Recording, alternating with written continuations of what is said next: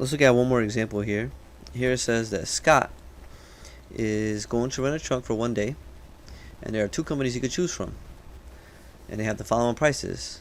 Company A has no initial fee, meaning there's no startup fee.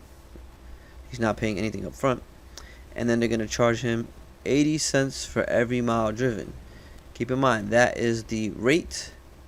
And again, initial means like what's the starting amount of money that they're paying. And then now if I look at the next one is Company B. And Company B is charging an initial fee of $70 and an additional 70 cents for every mile driven. So again, this is my rate, and this is the starting amount.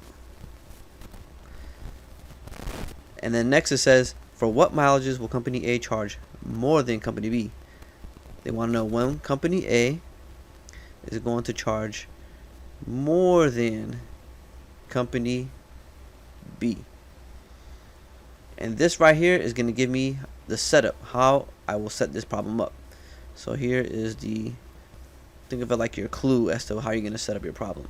So we're going to figure out when will Company A charge more than Company B.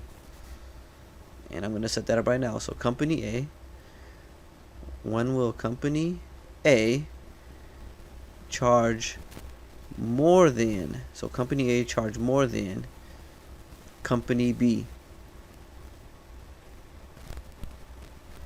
Next, we are going to substitute the information they gave us. So for Company A, what are they charging Company A? So if I go back to my underlined information, there's no initial fee.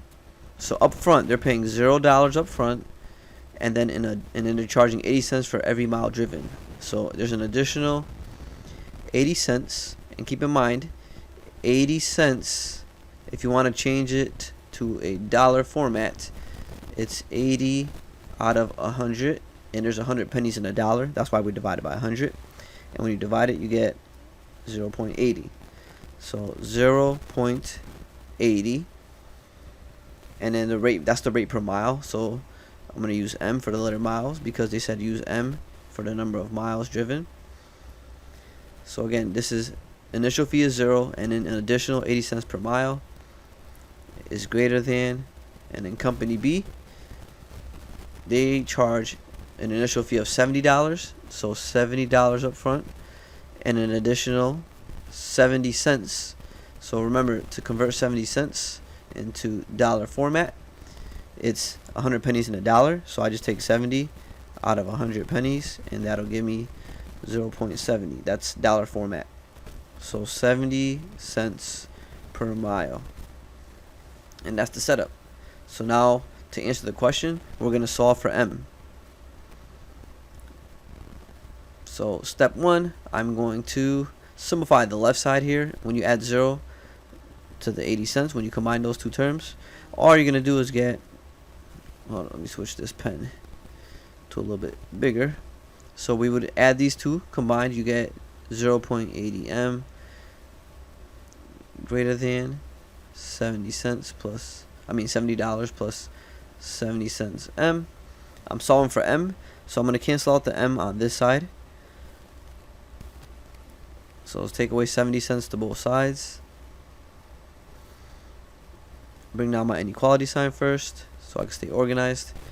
Cancel out my terms here. That's a 0 pair, right? They cancel each other out when you subtract it. Bring down to 70, and then 80 cents minus 70 cents is 10 cents M. Then the next step, divide both sides by 0.10, and then you would get M is greater than 700. So to answer the question, for what mileages will Company A charge more than Company B? I know that Company A will charge more than Company B when you drive any number of miles greater than 700. And that's it.